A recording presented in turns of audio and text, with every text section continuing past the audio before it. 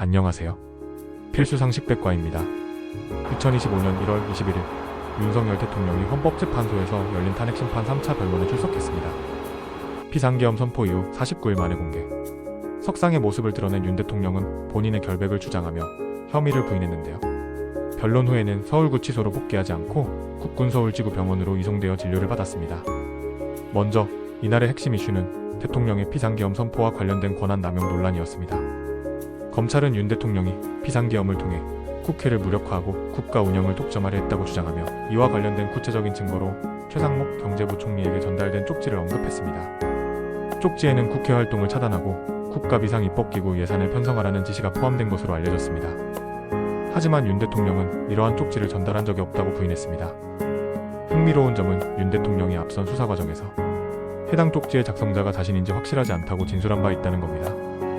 이런 진술의 모순으로 인해 쪽지의 작성자와 전달 경위가 추가적인 조사 대상이 되고 있습니다. 반면 최상목 경제부총리는 해당 쪽지를 수사기관에 제출했으며 검찰은 이를 대통령의 비상계엄 정당화 시도를 뒷받침하는 증거로 보고 있습니다.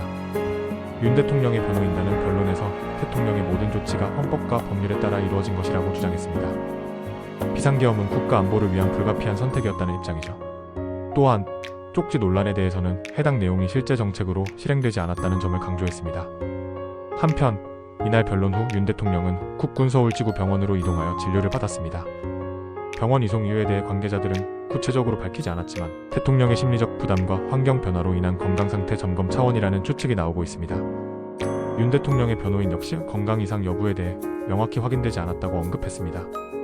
이날 변론에 이어 헌법재판소는 4차 변론을 1월 23일에 진행할 예정입니다. 이번 변론에서도 비상계엄 선포와 쪽지 논란, 그리고 대통령의 권한 남용 여부가 핵심 쟁점이 될 것으로 보입니다. 결과적으로 이번 탄핵 심판은 윤 대통령의 정치적 미래를 결정짓는 중대한 사건일 뿐만 아니라 대한민국 헌정사에서도 중요한 전환점이 될 가능성이 큽니다. 앞으로 진행될 재판 과정에서 어떤 추가적인 증거와 논리가 등장할지 주목해야 할 부분입니다. 윤석열 관련 실시간 정보를 얻고 싶다면 구독, 좋아요, 알림 설정 부탁드립니다. 감사합니다.